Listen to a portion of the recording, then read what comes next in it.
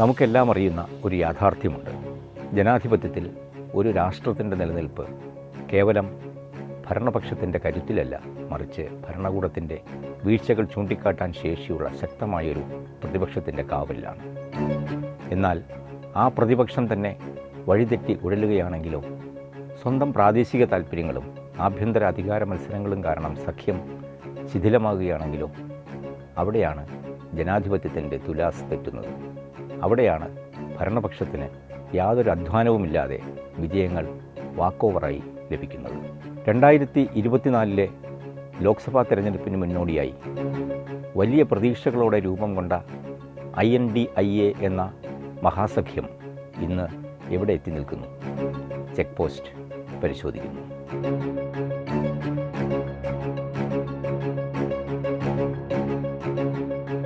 നമസ്കാരം. ചെക്ക് പോസ്റ്റിൻ്റെ പുതിയ ലക്കത്തിലേക്ക് സ്വാഗതം.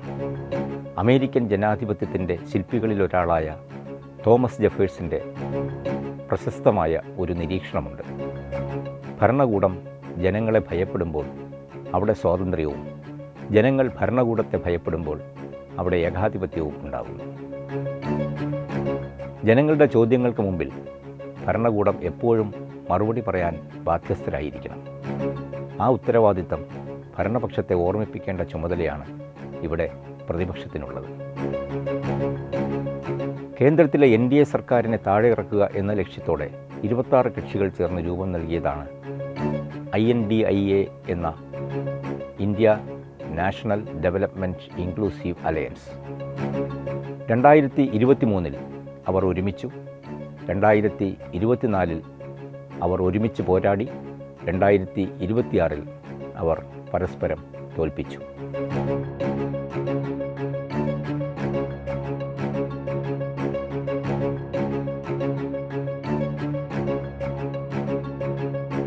ദേശീയ രാഷ്ട്രീയത്തിൽ പലതുകൊണ്ടും കൗതുകമുണർത്തുന്ന ഒന്നാണ് പ്രതിപക്ഷം ഇന്ത്യ മുന്നണി എന്ന് പേരിടുകയും മറുപക്ഷം INDI അലയൻസ് എന്ന് വിശേഷിപ്പിക്കുകയും ചെയ്യുന്ന ഈ മഹാസഖ്യത്തിൻ്റെ കഥ. ഒരു വലിയ പ്രതീക്ഷയുടെ കഥ, ഒരു രാഷ്ട്രീയ പരീക്ഷണത്തിൻ്റെ കഥ, ഒപ്പം ഒട്ടേറെ വൈരുദ്ധ്യങ്ങളുടെയും കഥ.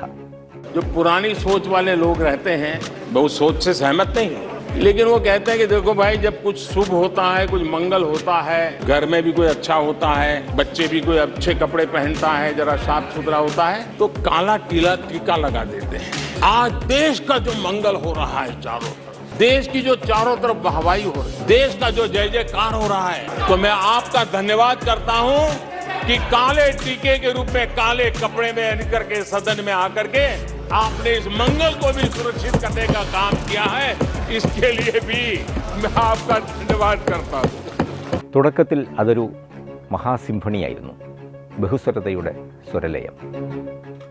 കോൺഗ്രസ് നയിച്ച UPA സഖ്യവും CPMൻ്റെ നേതൃത്വത്തിലുള്ള ഇടതുമുന്നണിയും വിവിധ സംസ്ഥാനങ്ങളിലെ ചെറുതും വലുതുമായ പ്രാദേശിക കൂട്ടായ്മകളും ഒരൊറ്റ നൂലിൽ കോർത്തതുപോലെ ഒരു മഹാസഖ്യം. എന്നാൽ കൃത്യമായൊരു നേതൃത്വമില്ലായ്മയും വ്യക്തമായ പ്രത്യയശാസ്ത്രത്തിൻ്റെ അഭാവവും തുടക്കം മുതൽക്കേ ഈ മുന്നണിയുടെ ഭാവിയെപ്പറ്റി ആശങ്കകൾ ഉയർത്തിയിരുന്നു. ദേശീയ വേദികളിൽ കൈകോർത്തു പിടിച്ച നേതാക്കൾ സ്വന്തം സംസ്ഥാനങ്ങളിലേക്ക് മടങ്ങിയെത്തിയപ്പോൾ ചിത്രം ആകെ മാറി. തങ്ങളുടെ വോട്ട് ബാങ്ക് സംരക്ഷിക്കാനുള്ള പ്രാദേശിക കടുംപിടുത്തങ്ങൾ മുന്നണിയുടെ അടിത്തറ ഇളക്കാൻ തുടങ്ങി. സഖ്യത്തിൻ്റെ പ്രധാന സൂത്രധാരന്മാരിലൊരാളായ അന്നത്തെ ബീഹാർ മുഖ്യമന്ത്രി നിതീഷ് കുമാർ മുന്നണിയുടെ കൺവീനർ പദവിയോ അല്ലെങ്കിൽ പ്രധാനമന്ത്രി മുഖമോ ആകാൻ ആഗ്രഹിച്ചിരുന്നു.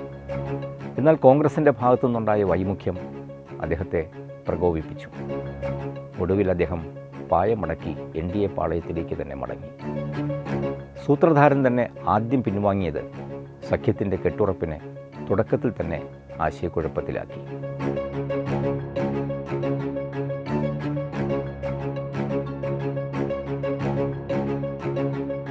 പ്രതിപക്ഷ സഖ്യത്തിനുള്ളിലെ വിള്ളലുകൾ എങ്ങനെയാണ് ഒരു ഉറച്ച വിജയം BJPക്ക് സമ്മാനിക്കുന്നത് എന്നതിൻ്റെ ഏറ്റവും മികച്ച ഉദാഹരണമായിരുന്നു ഹരിയാന. അവിടെ നിയമസഭാ തെരഞ്ഞെടുപ്പിൽ ഭരണവിരുദ്ധ വികാരം അനുകൂലമാകുമെന്ന ഉറപ്പിൽ കോൺഗ്രസ് അമിതമായ ആത്മവിശ്വാസത്തിലായിരുന്നു. ആം ആദ്മി പാർട്ടി ആവശ്യപ്പെട്ട സീറ്റുകൾ നൽകാൻ കോൺഗ്രസ് വിസമ്മതിച്ചു. സഖ്യം തകർന്നതോടെ ആപ്പ് ഹരിയാനയിൽ തനിച്ചു മത്സരിച്ചു. ഭരണവിരുദ്ധ വോട്ടുകൾ കോൺഗ്രസും ആപ്പും ചേർന്ന് ഭിന്നിപ്പിച്ചപ്പോൾ BJP തുടർച്ചയായ മൂന്നാം തവണയും ഹരിയാനയിൽ അധികാരം പിടിച്ചു.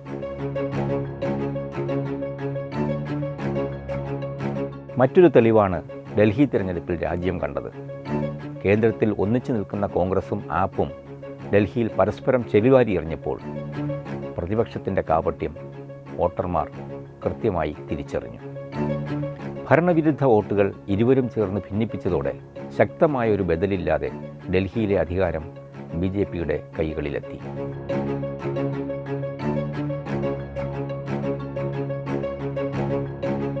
പശ്ചിമ ബംഗാളിലെ അവസ്ഥ അതിലും ദയനീയമാണ്. ലോക്സഭാ നിയമസഭാ തിരഞ്ഞെടുപ്പുകളിൽ തൃണമൂലിനെ തോൽപ്പിക്കാൻ കേന്ദ്രത്തിലെ സഖ്യകക്ഷികളായ കോൺഗ്രസും ഇടതുപക്ഷവും ഒറ്റയ്ക്കും കൂട്ടായും നടത്തിയ പരിശ്രമങ്ങൾ സംസ്ഥാനത്ത് തൃണമൂലിൻ്റെയും ദേശീയതലത്തിൽ സഖ്യത്തിൻ്റെ തന്നെയും തകർച്ചയ്ക്ക് വഴിയൊരുക്കി. നിയമസഭയിലും പാർലമെൻറ്റിലും തൃണമൂൽ ജനപ്രതിനിധികൾ ചിലർ രാജിവെച്ചും ഭൂരിഭാഗം തങ്ങളാണ് ഒറിജിനൽ തൃണമൂലെന്ന് അവകാശപ്പെട്ടും മമതയെ ഉപേക്ഷിച്ച് NDA പിന്തുണയ്ക്കാൻ മത്സരിക്കുന്ന കാഴ്ചയാണ് പിന്നീട് രാജ്യം കണ്ടത്. ബംഗാളിൽ കോൺഗ്രസിനെ നിലംപരിശാക്കാൻ ഏറെ പണിയെടുത്ത മമത ഒടുവിൽ എല്ലാം നഷ്ടപ്പെട്ടപ്പോൾ അഭയം തേടി ഡൽഹിയിൽ സോണിയാഗാന്ധിയെ കെട്ടിപ്പിടിച്ചു കരയുന്ന ദൃശ്യങ്ങൾക്കും രാഷ്ട്രീയ ലോകം സാക്ഷ്യം വഹിച്ചു. മുന്നണിക്ക് മറ്റൊരു കനത്ത പ്രഹരമേറ്റത് പശ്ചിമ ഭാരതത്തിലെ ഏറ്റവും ശക്തമായ സംസ്ഥാനങ്ങളിലൊന്നായ മഹാരാഷ്ട്രയിലാണ്. ബാലാസാഹേബ് താക്കറെ കെട്ടിപ്പടുത്ത മുംബൈയുടെ മണ്ണിൽ അനിഷേധ്യ ശക്തിയായിരുന്ന ശിവസേന ഒരൊറ്റ രാത്രി കൊണ്ട് നെടുകെ പിളരുന്ന നാടകീയ കാഴ്ചയ്ക്കാണ് രാജ്യം സാക്ഷ്യം വഹിച്ചത്.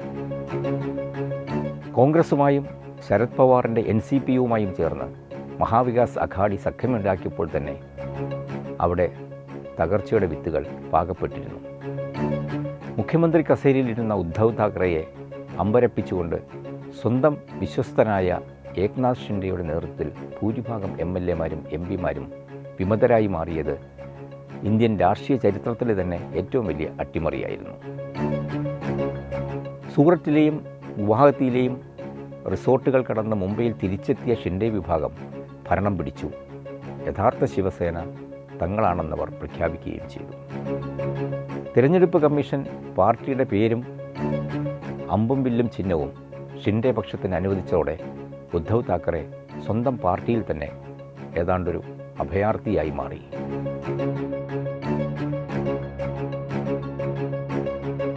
കോൺഗ്രസ് സഖ്യത്തിലേക്ക് പോയതിന് ഉദ്ധവ് നൽകേണ്ടി വന്ന വില സ്വന്തം പാർട്ടിയുടെ നാമവും ചിഹ്നവുമായിരുന്നു. തൊട്ടുപിന്നാലെ അജിത് പവാറിൻ്റെ നേതൃത്വത്തിൽ NCPയും പിളർന്നു. ഇപ്പോൾ NCP ഒന്നാകെ NDAയിലേക്ക് ചേക്കേറുന്നുവെന്ന അഭ്യൂഹവും സജീവമാണ്.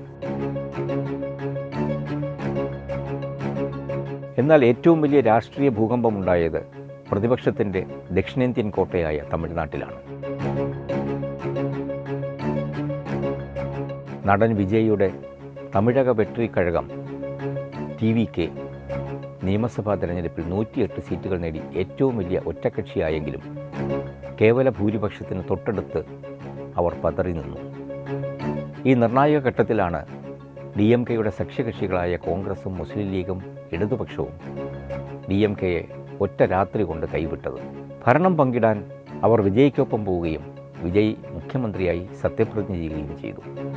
പതിറ്റാണ്ടുകളായി തങ്ങൾക്കൊപ്പം നിന്ന് രാഷ്ട്രീയ നേട്ടം കൊയ്ത സഖ്യകക്ഷികളുടെ ഈ കൂറുമാറ്റം സ്റ്റാലിനെ വല്ലാതെ പ്രകോപിപ്പിച്ചു. കോൺഗ്രസുമായുള്ള ബന്ധം DMK അങ്ങനെ ഔദ്യോഗികമായി അവസാനിപ്പിച്ചു. പാർലമെൻറ്റിൽ DMK അംഗങ്ങൾക്ക് പ്രത്യേക ബ്ലോക്ക് അവർ ആവശ്യപ്പെട്ടു. മുന്നണിയിൽ നിന്ന് അവർ പൂർണ്ണമായും വിട്ടുമാറി. ദക്ഷിണേന്ത്യയിലെ ഈ സുരക്ഷിത കേന്ദ്രം കൂടി ഉലഞ്ഞത് ദേശീയ തലത്തിൽ ഇന്ത്യ മുന്നണിയുടെ ആത്മവിശ്വാസത്തെ ഏതാണ്ട് പൂർണ്ണമായി തകർത്തു കളഞ്ഞു. ഇനി നമുക്ക് കേരളത്തിലേക്ക് വരാം. ഇന്ത്യ മുന്നണിയുടെ രാഷ്ട്രീയ സമവാക്യങ്ങളിൽ വോട്ടർമാരെ ഏറ്റവും കൂടുതൽ ആശയക്കുഴപ്പത്തിലാക്കിയത് കേരളത്തിലെ ചിത്രമാണ്. ഡൽഹിയിൽ കോൺഗ്രസ് അധ്യക്ഷൻ മല്ലികാർജ്ജുൻ ഖാർഗെയും CPM നേതാക്കളും കൈകോർത്തു പിടിക്കുമ്പോൾ അതേ പാർട്ടികൾ കേരളത്തിൽ മുഖ്യ ശത്രുക്കളായി പരസ്പരം പോരാടുന്ന കാഴ്ചയാണ് ഇവിടെ എല്ലാ തിരഞ്ഞെടുപ്പുകളിലും നാം കണ്ടത്.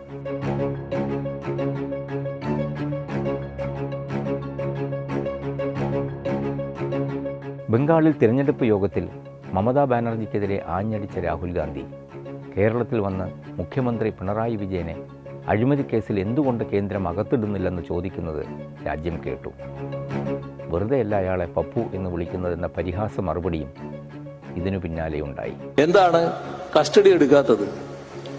എന്തുകൊണ്ടാണ് കേസ് എടുക്കാത്തത്? നിങ്ങളെ മുത്തശ്ശിയില്ലേ ഈ രാജ്യത്താകെ അടക്കി വാണിരുന്ന കാലം? അവരായിരുന്നു ഞങ്ങളെയൊക്കെ പിടിച്ച് ജയിലിലിട്ടത്. എത്ര കാലം? 1.5 വർഷം. ഇപ്പൊ ജയിലിൽ നിന്ന് കേട്ടാൽ നിങ്ങളെ അശോക് ചവാനെ പോലെ അയ്യോ എനിക്ക് അങ്ങോട്ട് പോകാൻ കഴിയില്ല എന്ന് പറയുന്നവരല്ല കേട്ടാ. കേരളത്തിൽ രാഹുലിനും പ്രിയങ്കയ്ക്കുമെതിരെ ശക്തമായ സ്ഥാനാർത്ഥികളെ നിർത്തി പരസ്പരം പഴി പറഞ്ഞ ഇരുപക്ഷവും തൊട്ടടുത്ത തമിഴ്നാട്ടിൽ കൈകോർത്തു നിന്ന് പരസ്പരം വോട്ട് കൈമാറുന്ന കാഴ്ചയും ജനം കൺമുന്നിൽ കണ്ടു.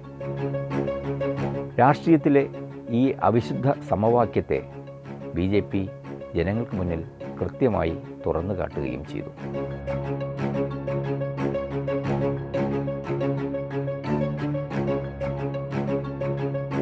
ആം ആദ്മി ഒറ്റയ്ക്ക് ഭരിക്കുന്ന സംസ്ഥാനമായ പഞ്ചാബും വലിയൊരു ഭരണഘടനാ സംഘടനാ പ്രതിസന്ധിയിലൂടെയാണ് കടന്നുപോകുന്നത്. പാർട്ടിയിലെ പ്രമുഖ നേതാക്കൾ കൂട്ടത്തോടെ BJPയിലേക്ക് ചേക്കേറിയത് ആപ്പിന് കനത്ത പ്രഹരമായി. ഡൽഹിയിലെ വേദികളിൽ ഇന്ത്യ മുന്നണി എന്ന് കെട്ടിപ്പിടിച്ചു പറയുന്ന കോൺഗ്രസും ആപ്പും പഞ്ചാബിൽ പരസ്പരം വിഴുങ്ങാൻ പോരടിക്കുന്ന കാഴ്ചയാണ് നാം കണ്ടുകൊണ്ടിരിക്കുന്നത്. പ്രതിപക്ഷ വോട്ടുകൾ 4ആയി ചിതറുന്ന പഞ്ചാബിൽ ഇന്ത്യ മുന്നണിയുടെ തകർച്ചയുടെ ഏറ്റവും വലിയ ഗുണഭോക്താക്കളായി BJP മാറുമെന്നാണ് പ്രമുഖ രാഷ്ട്രീയ നിരീക്ഷകർ വിലയിരുത്തുന്നത്.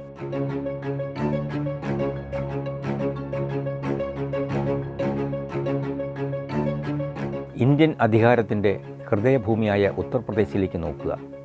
2024 ലോക്സഭാ തെരഞ്ഞെടുപ്പിൽ BJPയുടെ കുതിപ്പിന് കനത്ത ബ്രേക്കിട്ട UPയിലെ അഖിലേഷ് രാഹുൽ സഖ്യം ഇന്ന് വലിയൊരു അകൽച്ചയ്ക്ക് സാക്ഷ്യം വഹിക്കുകയാണ്.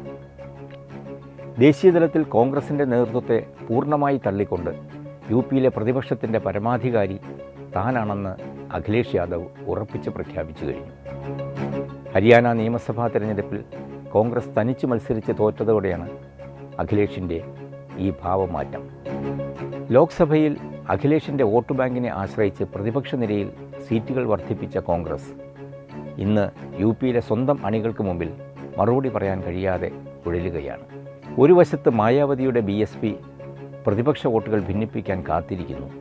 മറുവശത്ത് കേന്ദ്രത്തിൽ ഒന്നിച്ചു നിൽക്കുന്ന കോൺഗ്രസിനെ UPയിൽ അഖിലേഷ് യാദവ് പരോക്ഷമായി വകവരുത്താൻ നോക്കുന്നു. പ്രതിപക്ഷ സഖ്യത്തിൻ്റെ ഈ ആഭ്യന്തര തർക്കങ്ങളെ ഭരണപക്ഷവും മാധ്യമങ്ങളും ഇപ്പോൾ ആഘോഷമാക്കിയിരിക്കുകയാണ്.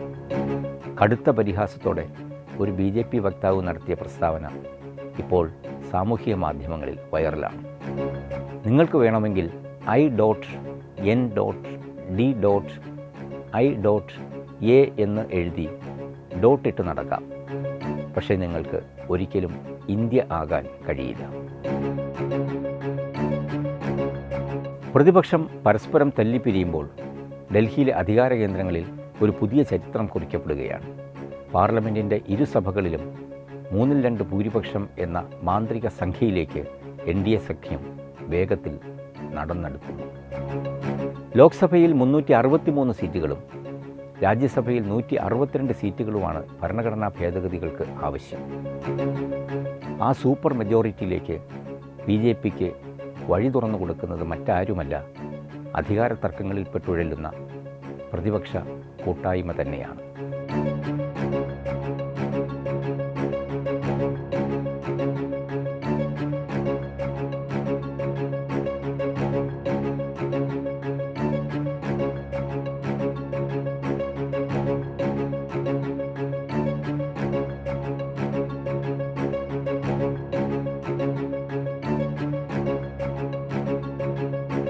ദേശീയ മത്സര പരീക്ഷകളിലെ ക്രമക്കേടുകൾ ഉൾപ്പെടെയുള്ള ജനകീയ പ്രശ്നങ്ങൾ ഏറ്റെടുക്കാൻ പ്രതിപക്ഷം അറച്ചു നിന്നപ്പോൾ അതിനെ അവസരമായി കണ്ട് ജെൻസി എന്ന ഓമനപ്പേരുള്ള യുവതലമുറയുടെ വികാരങ്ങൾ സാമൂഹ്യ മാധ്യമങ്ങളിലൂടെ ആളിക്കത്തിച്ച് CJP എന്ന പാറ്റ പാർട്ടി ചില തീവ്ര ഇടത് വിദ്യാർത്ഥി സംഘടനകളുടെ പിൻബലത്തിൽ പ്രതിപക്ഷത്തിൻ്റെ ഇടം കവർന്ന കാഴ്ച നാം ഈയിടെ കണ്ടു. എന്നാൽ സോഷ്യൽ മീഡിയയിൽ ജ്വലിച്ച് സോഷ്യൽ മീഡിയയിൽ തന്നെ പൊലിഞ്ഞ ആ പരീക്ഷണം ആം ആദ്മി പാർട്ടിയെപ്പോലെ തന്നെ അനായാസം നിഷ്ഫലമായെങ്കിലും അടിത്തറയില്ലാത്ത ആ ഡിജിറ്റൽ പ്രകടനങ്ങൾ പ്രതിപക്ഷത്തിൻ്റെ വിശ്വാസ്യതയ്ക്ക് വലിയ ക്ഷീണമായി മാറി.